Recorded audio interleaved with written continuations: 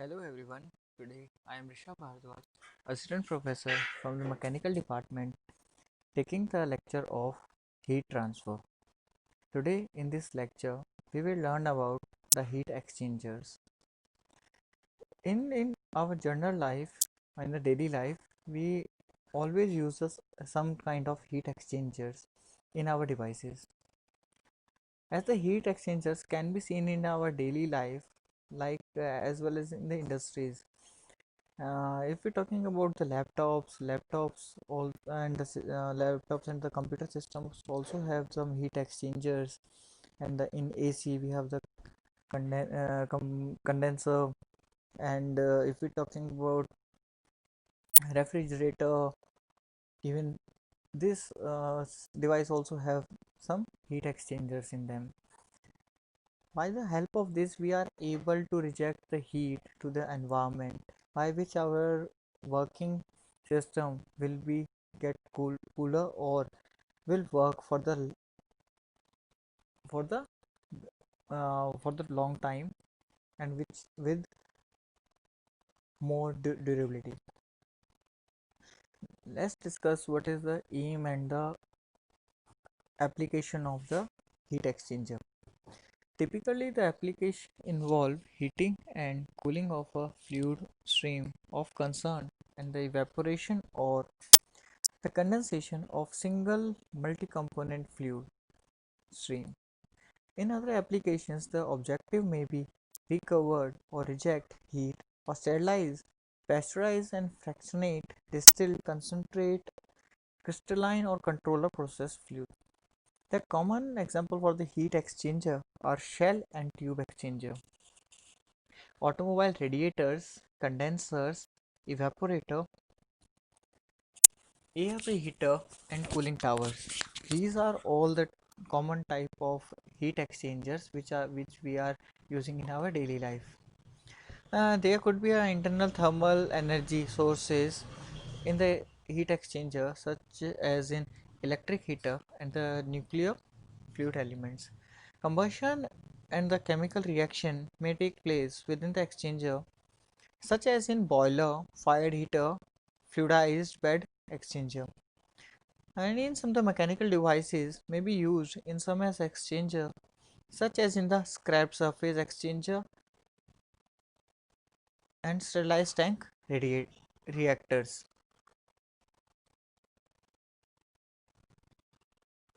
Next, we have the aim and the application of the heat transfer. That heat exchanger found applications in almost all in chemical and the petrochemical plants, air conditioning system, power production, waste heat recovery, automobile radiator, central heating system, and the electronic parts. All these devices and the systems use heat exchangers. Now we have the different terminologies used for the heat transfer equipments, that are the first we have the heat exchanger. Both side single phase and the process streamed heat exchanger is a both side and a single phase process stream, by which it will reduce the or reject the heat to the environment from the system. Then we have a cooler. Cooler is a one stream of processed fluid and other cooling water or air. Then we have a heater. Heater is one stream of processed fluid and the other a hot utility such as steam or hot oil. Then we have a condenser. Condenser is one stream, a condensing vapor, and the other cooling water or air. Then we have a chiller. Chiller is one stream of processed fluid being condensed at subatmospheric temperature and other a boiling refrigerant or the process stream. Then next we have in this category that reboiler. The one stream of a bottom stream from the distillation column and the other a hot utility or the process stream.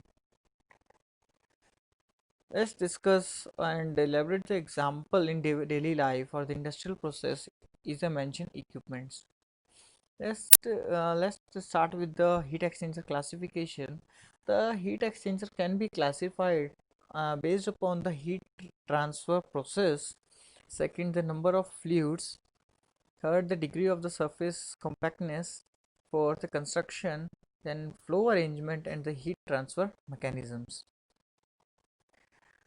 This is the flow diagram by which we are able to see that the classification of heat transfer in detail. That first we have the indirect contact type and the direct contact type. In the indirect contact type, we have the direct transfer type and storage and fluidized bed. In the direct transfer type, we have single phase and the multi-phase. If we're talking about the direct contact type, then we have the immiscible fluid, gas liquid, and the liquid vapors. Then if we classify the according to the number of the fluids, then it could be the 2 fluid, 3 fluid, or n number of fluids. Then it is based on the surface compactness. We have the two types, that is gas to fluid and liquid to liquid, and phase can be changed. In the gas to fluid type, we have compactness and non-compact, and in liquid to liquid we have compact and non-compact. Then the next classification is according to the construction. These types are for tubular, then extended surface, and regenerative, and the plate type. In the tubular construction, we have the double pipe, shell and tube, spiral tube, and pipe coiled. In the shell tube, we have the cross flow and the parallel flow to tubes. Then secondly, we have the plate type. In the plate type, we have PHE, spiral, plate coil, and printed circuit. Then we have extended surface. In the extended surface, we have the plate fin and the tube fin. Last in this category, we have the regenerative. The regenerative, the base of the rotatory fixed matrix and the rotating hoods. Next classification is based on the flow arrangement. The flow arrangement can be of two types, that single pass and the multi pass. In single pass, we have the counter flow, parallel flow, cross flow, split flow, and the divide flow. In the multi pass, we have extended surface, shell and tube, and plate. Next classification of heat transfer is according to the mechanism. In this, first is single phase convection on both sides, and second is single phase convection on one side, two phase convection on other side, third is two phase convection on both sides, and fourth is combined convection or radiative heat transfer. The next we have that heat exchanger classification, and let's start with the transfer process, how the transfer process will take place. As we have studied that the classification under the transfer process, that direct and the indirect contact. Let's start with the indirect contact. In the indirect contact type, the fluid stream remains separate and the heat transfer continuously throughout the dividing wall into and out of the valve in that transient manner, by which we can see in the diagram that fluid from the tube coil can get transferred in and out, by which the another tube which is hot, having the hot water, and transmit its heat to the colder one. Then we have the indirect contact type. There are three types of indirect contact type, that is direct transfer type heat exchanger, storage type heat transfer, and fluidized bed heat transfer. In this type, in the direct type, the type of heat transfer continuously from the hot fluid to the cold fluid through a dividing plate or valve. There is no direct mixing of the fluid because each fluids flow in separate fluid passages. It also known as the recuperator. Example, the tubular exchanger plate and the frame heat exchanger are extended surface exchangers, by which two another passage or the streamlines are flowing and it will get transfer its heat to the others. In the type of the storage heat transfer, uh, the both fluids flow alternatively through the same flow passage, and hence the heat transfer is in intermediate. The heat transfer surface is generally cellular in the structure and is referred to a matrix, or it is a permeable with a solid material and refers to the pegged packet.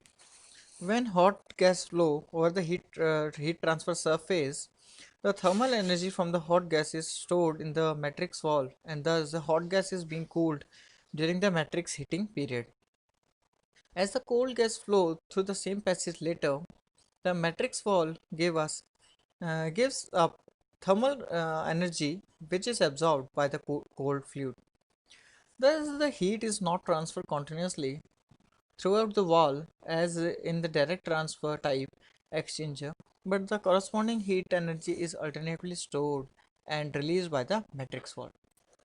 Third type, we have the second type. In this we have the fixed bed regenerator, and by which we have the notches plate and the triangular plate. These are the construction of the rotary regenerator, by which the different types of heat transfer or the quantities can be taken out from this process. The regenerative heating was one of the most important technologies developed during the Industrial Revolution, when it was in the hot blast process on the blast furnace. It was later used in the glass and the steel making to increase the efficiency of open force furnaces and in high pressure boilers. The chemical and the other applications where it continues to important today. Then third one is our fluidized bed heat exchanger. In this type, the heat exchanger, one side of the two fluid exchanger is immersed in a bed of finely divided solid materials such as tube bundle, immersed in a bed of sand and coal particles. The common application of the fluidized bed heat transfer are drying, mixing, absorption, reactor engineering, coil combustion, and waste heat recovery. Next in this we have a direct contact heat generator. In a direct contact heat exchanger, two fluid streams come into direct contact and exchange heat that and then separated. Common application of a direct contact exchanger involves mass transfer in addition of heat transfer, such as in the evaporative cooling and the rectification. However, the applications are the limit are those cases when the direct contact of two fluids is permissible. Then in the field of direct contact heat exchanger, we have three types of heat exchanging, that is immersible fluid exchanger, gas liquid exchanger, and the liquid vapor exchanger. First, we will take as an immiscible fluid exchanger. In this type, two miscible fluids are brought into direct contact. This fluid may be single phase fluid or may involve condensation or evaporation. The condensation of organic vapor and oil vapors with water are or air are typical example of the immiscible fluid exchanges. Next in this category we have a gas liquid exchanger. In this type, one fluid is a gas and in other a low pressure liquid and are rapidly separable after the energy exchange. In either cooling of liquid or humidification of gas application, liquid partially evaporates, the vapor is carried away with the gas. In this exchanger, more than 90% of the energy transfer is by virtue of mass transfer, and the convective heat transfer is a minor mechanism. A wet cooling tower with forced or natural draft airflow is the most common application. Other applications are the air conditioning spray chamber, where spray dryers and spray towers and spray ponds are available. Last in this category, we have the liquid vapor exchanger. In this type, typically steam is partially or fully condensed during cooling water, and water is heated with waste stream through the direct contact in the exchanger. The non-condensable and residual stream and hot water are outlet stream. The most common example are the superheaters and open feed water in power plants. In second, we have the direct contact heat exchanger. We have compared to indirect contact recuperators and regenerators, direct contact heat exchangers. The first is a very high heat transfer are achievable. In the second, the exchanger construction is relatively inexpensive, and the falling problem is generally non-existent due to the absence of heat transfer surface between the two fluids. Next classification is number of the fluids. The most processes of heating and the cooling, heat recovery and heat rejection involves transfer of heat between the two fluids. Hence, the two fluids heat exchanger are most commonly used. The three fluids heat exchangers are widely used in cryogenics and some chemical processes.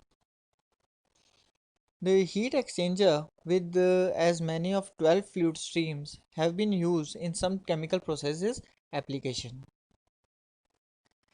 Then we have the degree of surface compactness.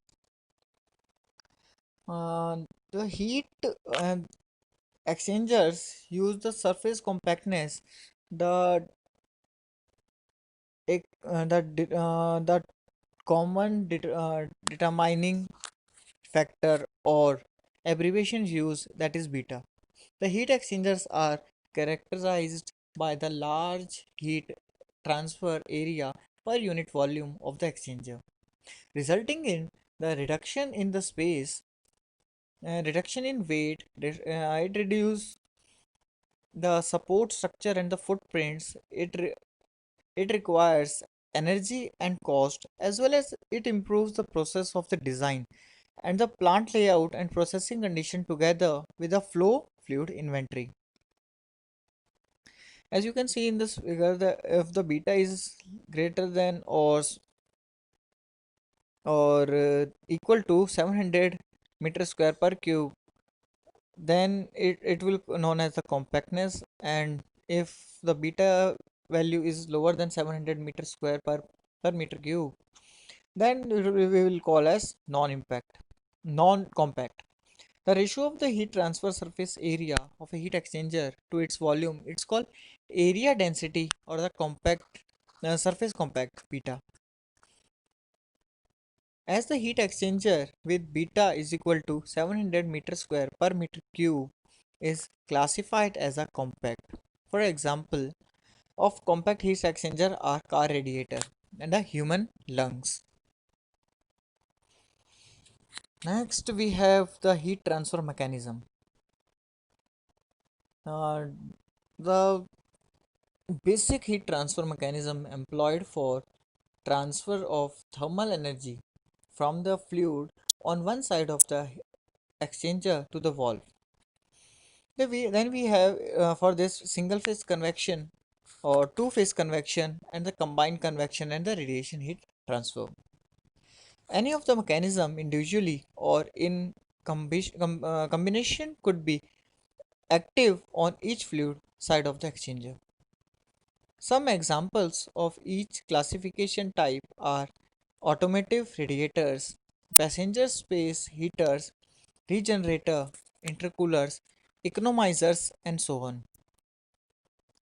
Next classification that we are discussing is about flow arrangements.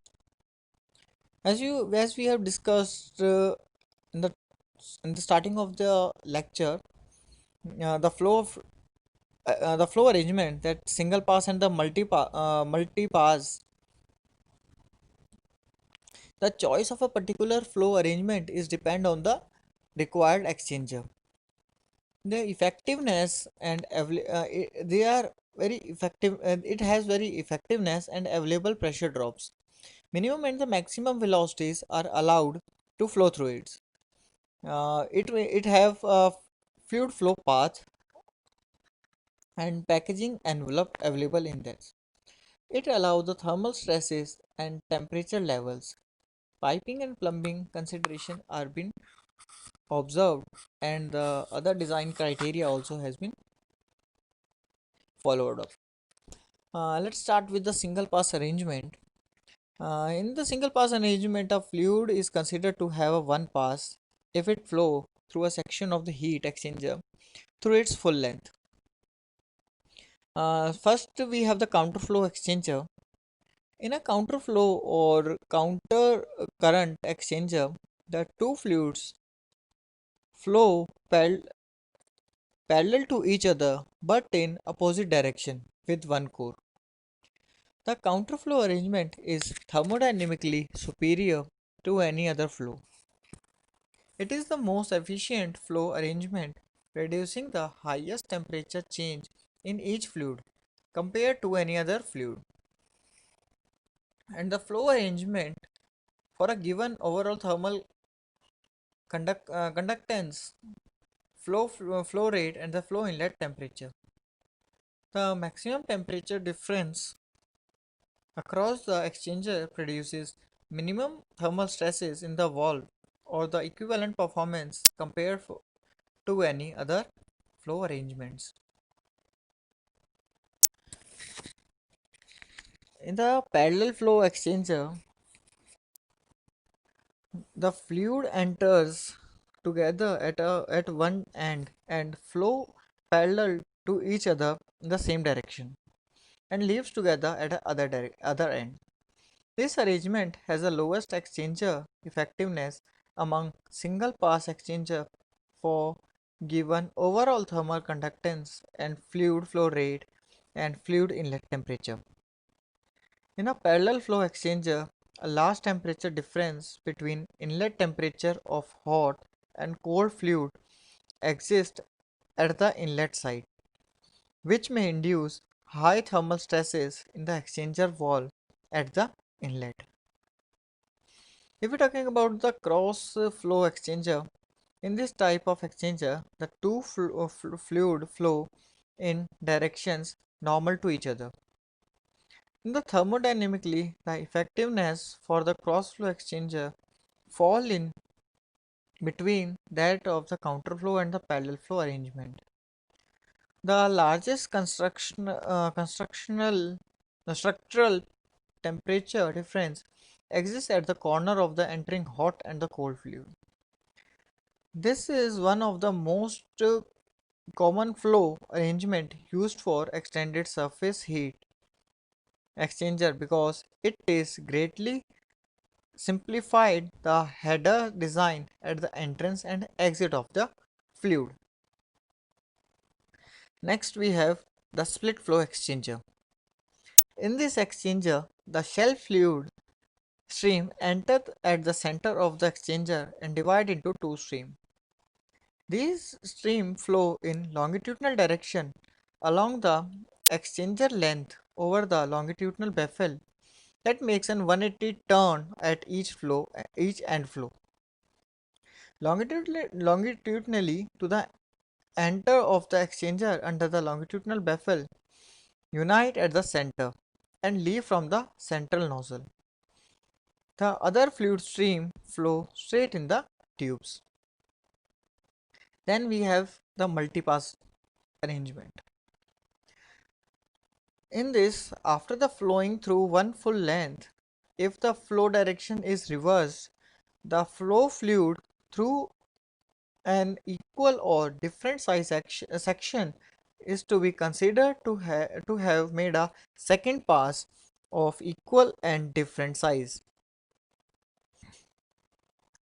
Now we have one assignments that what are the type of examples and the applications of multi-pass flow exchangers are available in your daily life. Thank you for watching this video and stay tuned for the next one, and thank you.